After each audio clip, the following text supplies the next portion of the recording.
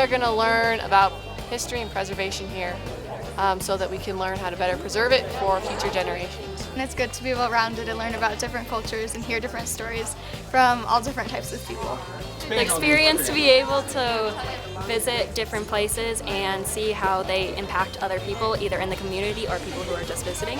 You've all been selected to participate in this program, and you're going to play a very special role this week. You're going to have some very intense programming, but it's a wonderful opportunity to see things with a different light. Everything we're doing has been geared towards something so that we can get ideas from you, because you're the steward, the next generation stewards of these important historic places in our country and in Colorado. And we're relying on you to help us make these places be better for your generation, since you'll be the ones that will inherit all these places, and then your children, and so on. One of the challenges that we're asking you to help with is how do we connect all these different places on the scenic byway? And so one of the things that we're going to be looking for feedback from you throughout your travels this week is how we can do a better job of connecting what we do here with what happens on the Gold Belt Byway, and what would interest students and youth of your age to want to come and visit the fossil beds as well as some of the key locations along the Gold Belt Byway. I want you to use your imagination a little bit. And I want you to challenge yourself this week, because you're going to get to go into buildings, into some homes, and just try to imagine what it would have been like to go back 100, even some places, even longer than that, and to think what it would have been like to live back then. And one of the neat things about what we get to do has to do with historic preservation is we get to protect some of these special places, these special buildings. And we've made a commitment to you as Americans, to people from all over the world, to help to teach them about history. And I hope that throughout the week, you guys will be inspired to ask questions, that you'll want to take the things that you've learned home and share them with your family, your friends, your brothers and sisters, and just have this be the beginning of a lifetime interest in learning about historic preservation and natural and cultural resources, and maybe someday actually become stewards of the public lands.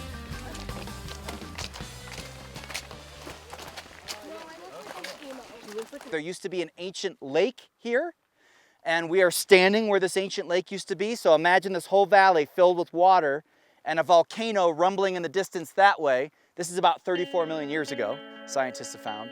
And it buried the area in volcanic ash, and you have these fossils out here.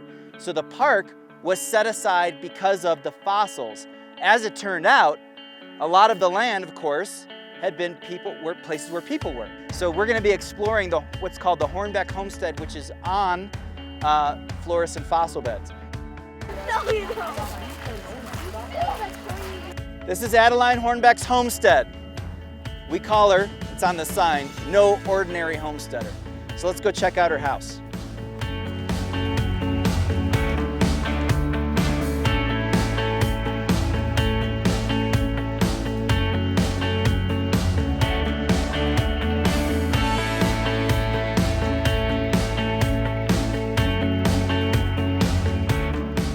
So we're thinking about protecting versus showing. It'd be good to protect it enough that the average Joe can't come in a pickup truck and just cart out the furnace. Right. But it needs to be showable enough that you can see how these people lived, because seeing the building from the outside, all you get is, that's a big building. Yeah. But you come inside, you see how they lived.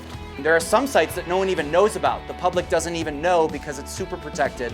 And there's some sites that we might even be called a sacrifice site. Like it's a site where everyone gets to walk, and that's the kind of thing you're thinking of, is that maybe some sites people, they have to see it for them to appreciate it.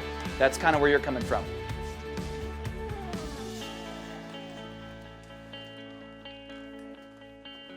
The first people to come here were in the 1870s, and there were 4 big scientific surveys of the American West, and one of those was called the Hayden Survey, and they came to Florissant in the early 1870s. Ferdinand Hayden was the leader of that expedition, but the geologist who came here was named Arthur Peel. So they surveyed the Rocky Mountains, including places like Yellowstone, and they came to Florissant. So that's how Florissant first started to become famous. So there were homesteaders who were starting to live here at that time as well, and one of those was Charlotte Hill and her husband Adam Hill, and they had a homestead that was near here, and she was the one who started finding a lot of the very first fossils. The Hills had many boxes full of fine paper shale-like fossils covered with the impression of most perfect insects.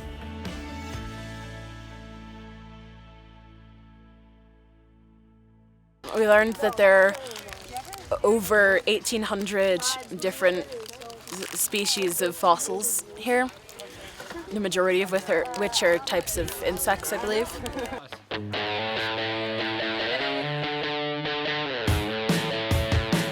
The whole idea with this inventorying, monitoring program, we've got about 74 geologically and paleontologically significant sites all around the monument here.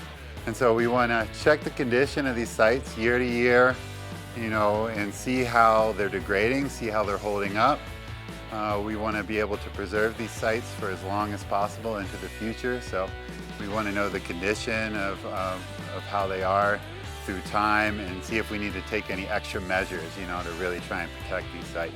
And so we can get sort of a time lapse. We can look at that same picture year to year. We can look for details within the stumps and see if there's anything changing there.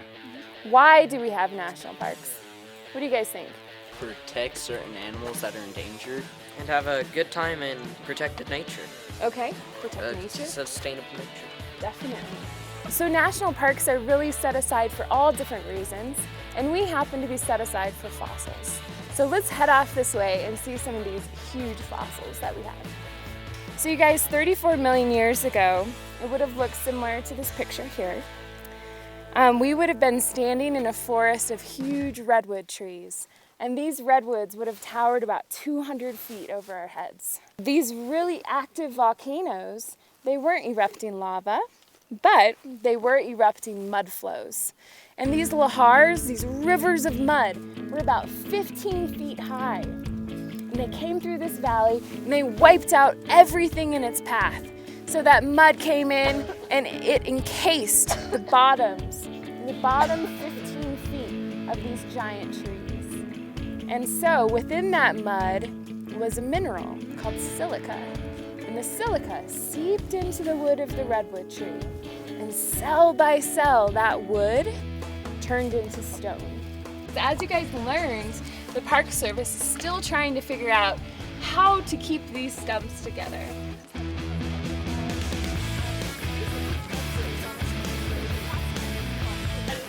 We're going through and I'm learning about the fossil extraction process, like mining it out.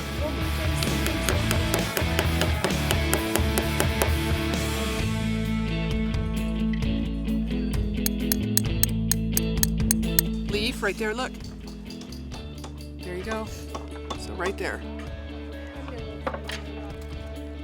Oh boy, there's an art to this. It's a frog guitar.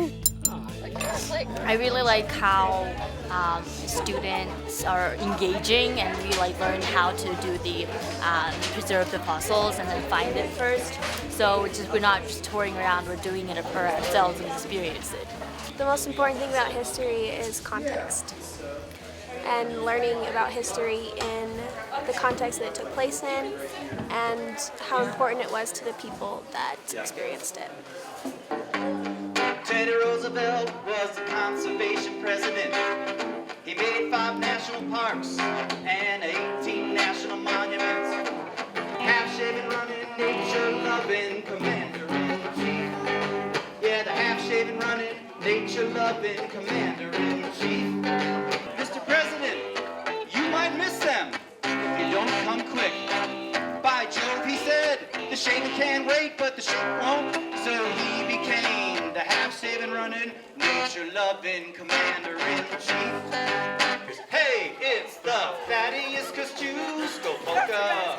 Helped us to win the revolution. Kosciuszko polka. Now you know his name. On the border of Mexico, there is a trading post. Looks like a castle. Thenceforth is its name. To build a community in the misty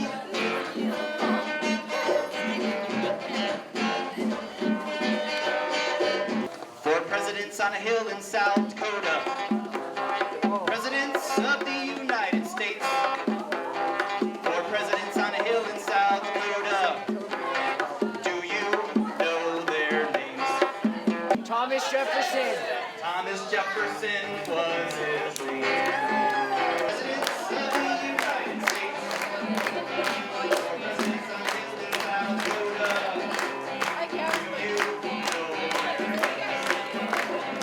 And you know their names. All right, here we go. Ask the quiz. Humps, hooves, and horns. Bison, bison, humps, hooves, and horns. That ain't a buffalo. Humps, hooves, and horns. Bison, bison, humps, hooves, and horns. That ain't a buffalo. Humps, hooves, and horns. Humps, hooves, and horns. Humps, hooves, and horns. We'll go one more time. Humps, hooves, and horns. Bison, bison, humps, hooves, and horns. That ain't a buffalo. Humps, hooves, and horns. Bison, bison, humps, hooves, and horns. That ain't a buffalo. Humps, hooves, and horns.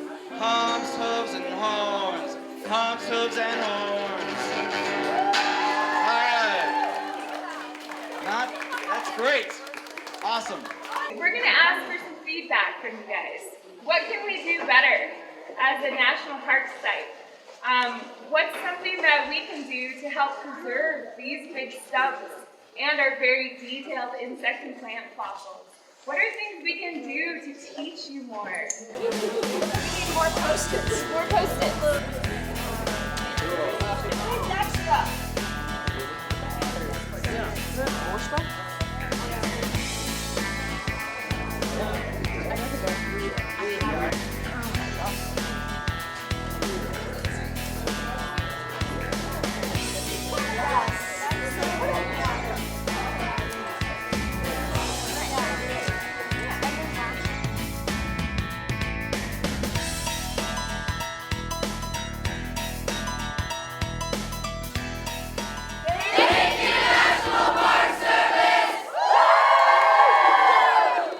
What we're doing here today is we're going to learn a little bit about the Garden Park Fossil Area.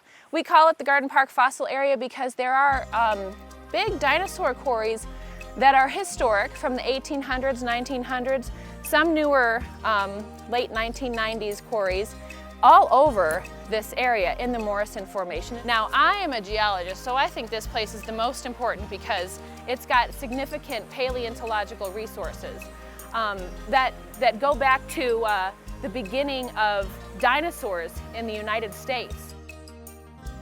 These sediments in here represent a time frame when the was very flat. Dinosaurs lived here, it was just meandering rivers. Then we had some, right after the Civil War, they began really exploring the West, and they had great scientific expeditions going on in the West. And they began finding lots of fossils. There were a huge amount of fossils being found in the West after the Civil War up in about early 1870s.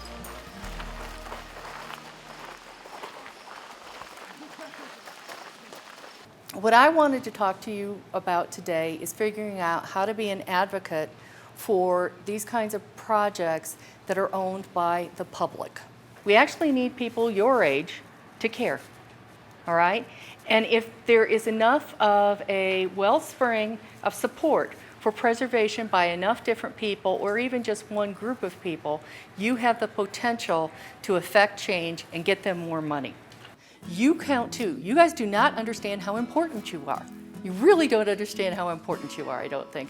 But you are incredibly important. And having somebody from the Youth Summit come and say, we 2 or 1 or 15 or 50 all think this is an important issue, and standing, for instance, at a commission meeting or a council meeting, they would notice, wouldn't they?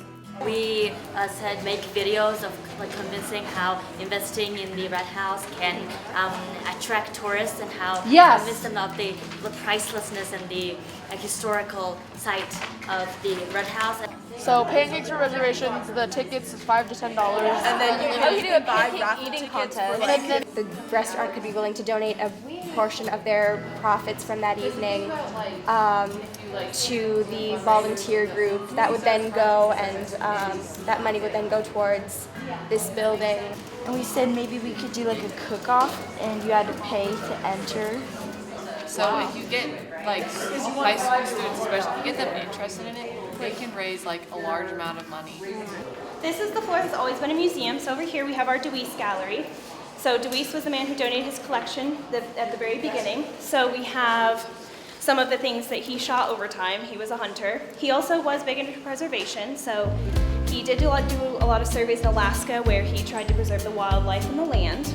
But we also have our dinosaur collection over there. When the Dinosaur Depot closed down, which was a private institution for the dinosaur bones, we got all their things. So we have a footprint, we have Miss Spike, which is a stegosaurus that was found in 1992 in Garden Park. She was only the second stegosaurus skull ever found. She's 80% complete, still one of the most complete stegosaurus ever found. In here we have our movie industry gallery. So it's about the movie industry in Canyon City. In the early 1900s, there was 2 companies here filming a lot of silent films. And then over here in the Gamut Gallery, we have a new exhibit called Around the World in 80 Artifacts. Just kind of write down some of your thoughts, and we would like some feedback because we would like to know how to engage your age group more. Obviously, you guys are kind of the stewards of our history, you're going to be. So just give us some of your thoughts. Thank you, State Historic Fund!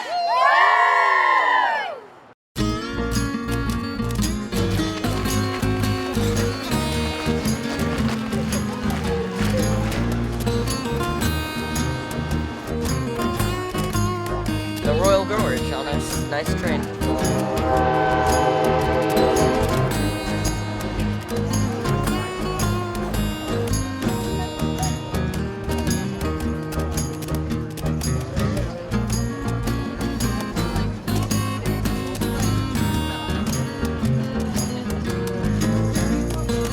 Hashtag loyal to royal.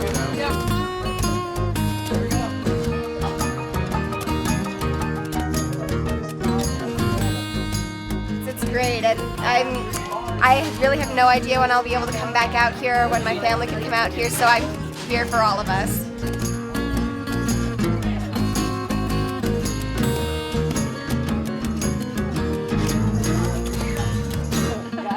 Hashtag RTR history. Hashtag ride by the river.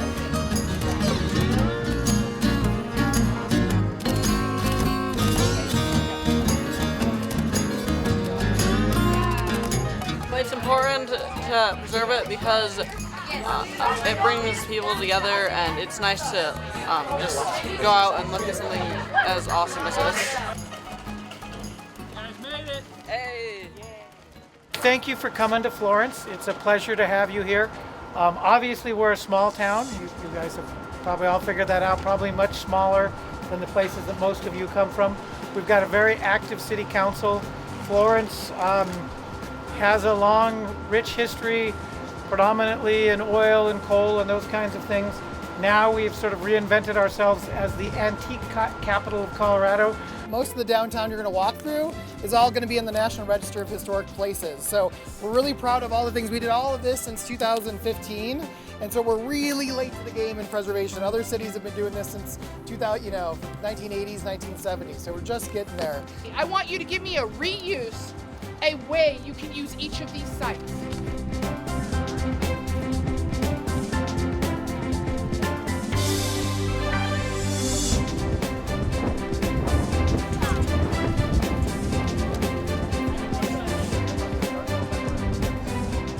I think they should keep like the aesthetic of it, like the vintage theme, but make it an actual hotel. And then I said this should be like just a mini really cool park with like grass and stuff, and then if families go to the hotel, they can like come here if they have little kids so they're not stuck in a room all day.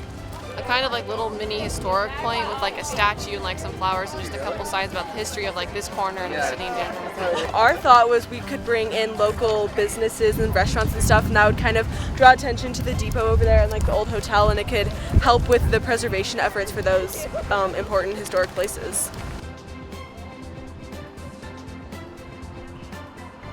When you think about those reuses of those buildings, housing is a huge shortage in our state. And that makes it hard to get workforce, and it gets hard to keep young families. This building was built in 1894. It is the only original sandstone building left in Florence. The sandstone came from a local quarry about 3 miles south of town.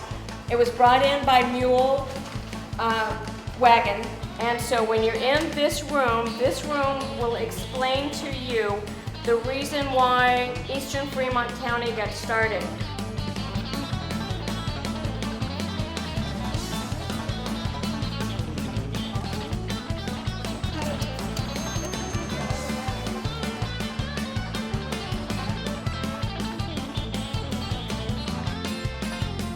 Thank you all for coming today. It is truly a pleasure of mine to be able to show you our beautiful theater. So welcome to the historic Rialto Theater. She opened up for business on September 25th, 1923, and it opened up as an opera house and graduated into vaudeville, eventually became a place for theater groups, concerts, bands, choirs, and through the years it went on through that.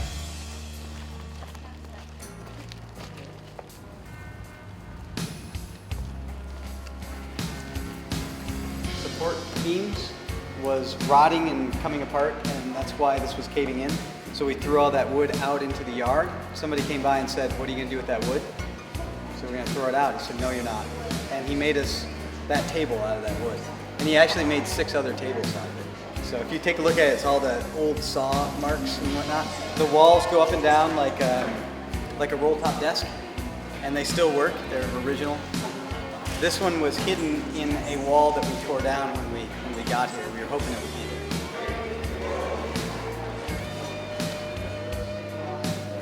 there. Like that. Everybody wave! I can hear you laughing.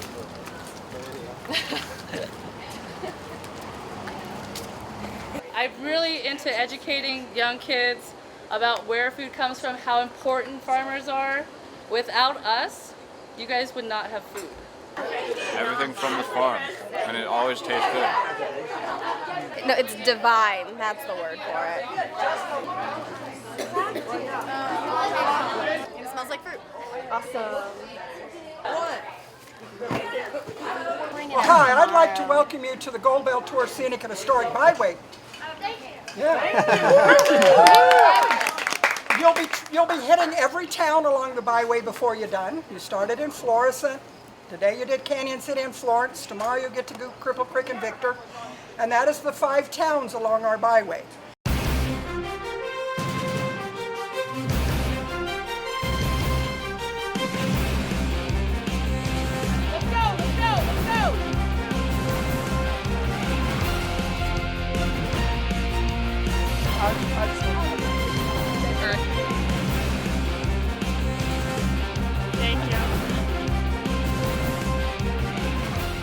There was a volcano system here called a diatreme, and it erupted 8 to 12 times with subsequent mineralization events. One of the elements that was deposited here was gold, along with silver, along with iron, along with sulfur, along with beryllium. Now imagine a vein, okay, that is as big as this bus, that is filled with the gold and silver mineralization. Is that what you want? Definitely. Okay? That's called ore. That rock that contains gold and silver and it has an economic value is called ore. The historic miners were in the vein. They were in the rich ore. They were in the big structural weaknesses. The historic miners mined the rich ore. What they left was the disseminated ore. That's what we're after. So the only way that it becomes valuable to mine here is to do it on a massive scale from the surface. That is a 793F haul truck, Caterpillar, 25 feet wide, 27 feet tall, 40 feet long. It weighs 180 tons all by itself. It costs $4 million, but that doesn't include the tires. Just what they put in there. Optimus Prime. Made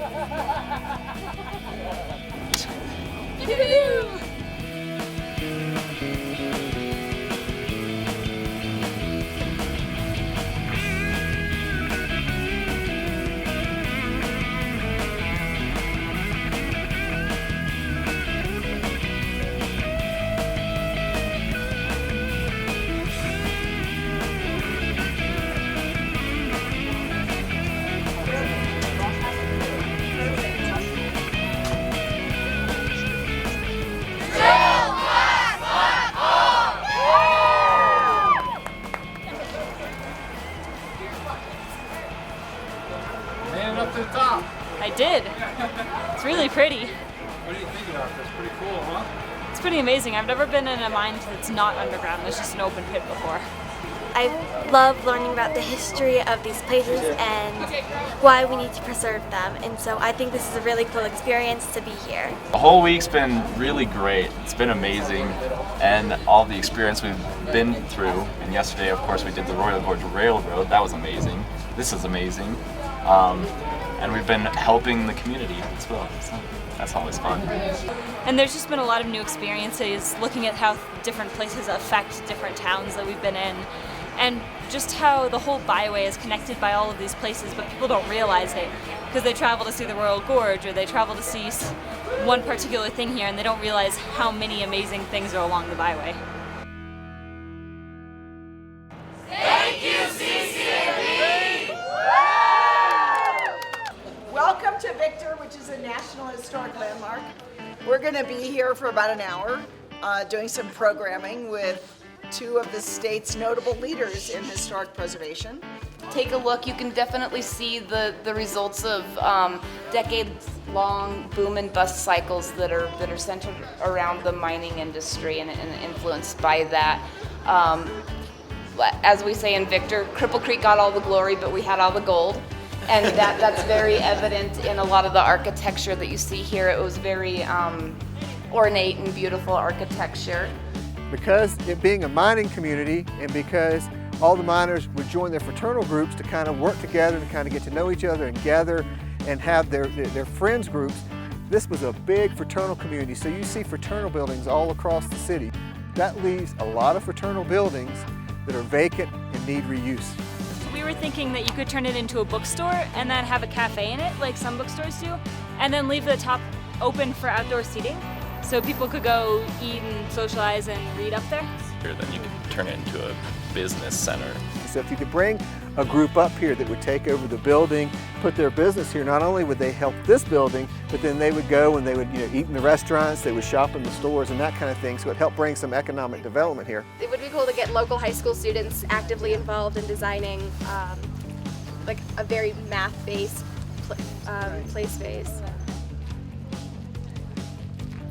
We're kind of like the first-hand folks when everybody comes to visit us here in Cripple Creek and from all over the United States, or actually all over the world.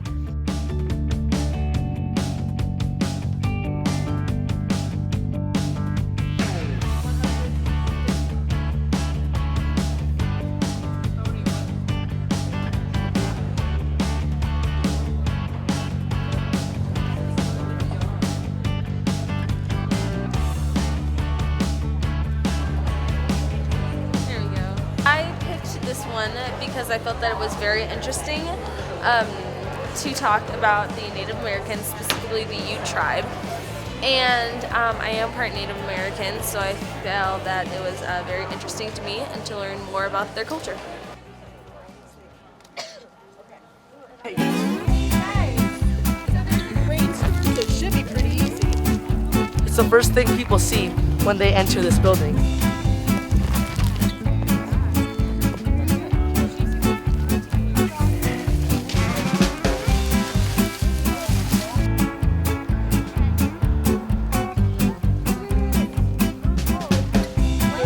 So you'd rather...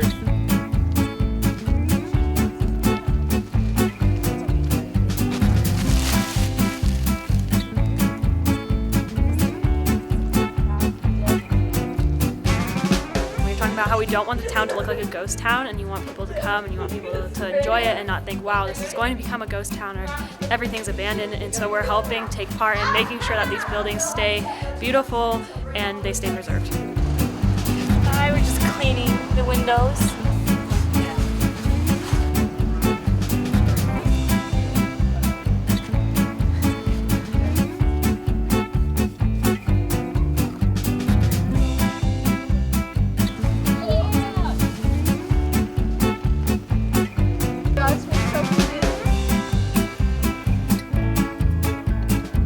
Hashtag Pace 2017. Hashtag Washing Wonders. Hashtag teachers work in the summer too. Cripple Creek Service Project. We are washing windows and sweeping inside and out. With our help from today, we are working to preserve and maintain the condition of these buildings with hope that our preservation efforts make an impact. Hashtag Work for Historic Places. We're making sure that people who would be interested in buying the building or just visiting the building, it will be more appealing, and also tourism, because it just makes the town more just visually loved, I think. We're about fostering the next generation of leaders and stewards for our nation's legacy. We're about leadership, we're about sustainability, we're about opportunity, and we're about stewardship. We're about historic preservation, the power of place, and what you'll hear today, it's about delivering the message and making the youth voice heard. For those of you, who are the participants in this week, the other thing I would just say is, no matter what you do in life, I hope that the experience of this week have exposed you to sort of the importance of telling the story of our history and protecting it and preserving it. You are the next generation. So to see all your faces here wanting to contribute to learning more about our historic places, about the Park Service, and then being able to give critical feedback and recommendations, as we're about to hear, is a really powerful thing to be able to do as a young person. I hope you value that experience. I think we should protect these historic vistas and landscapes because they are our history and our heritage. And if we don't, then they could be turned into something like a modern store, and that history that is in those places will be lost. We spend so much time documenting our own lives, but if we don't acknowledge those who came before, we are telling future generations that it is all right for them to do the same to us. So don't think about historic preservation as just historic preservation. Think of it as preserving your own history. Create your future, honor your past, and share the stories of those who came before. I would bring the classroom outdoors. I would bring it to the historical sites, to the national parks. That way students are interacting with the park rangers, the park employees, the historical site employees, and even volunteers who work in the area. We think that it'd be awesome to have a similar program where high school students who are in drama and theater classes could come and be this living history for other tourists during the summer. There are some people on Snapchat and Instagram that have an extremely large following, and so theoretically what you could do is you could invite them to come to your parks and be like, hey, this is amazing, you guys should come check it out and stuff, and then that'll do what you're saying and then reach a massive amount of people. We suggest that you create a media team with college interns through volunteerism. And then these interns will be able to develop a wide variety of social media platforms for each historic landmark. We could create geofilters and stickers, which are basically, borders and illustrations to put on your picture to help advertise the preservation to people and all our friends who we have on Snapchat. Different national parks you can go to, there will be little charms, there can be a stump one for here, a tree one for the Rocky Mountain National Forest, different charms like that. And our views on history and preserving it are that we can't change how fast history went, but we can change how long we will all remember it. Being in Youth Summit changed my perspective on preservation. In the next 100 days, I will communicate my experience at the summit and help others preserve and revise in my community. Thank you very much.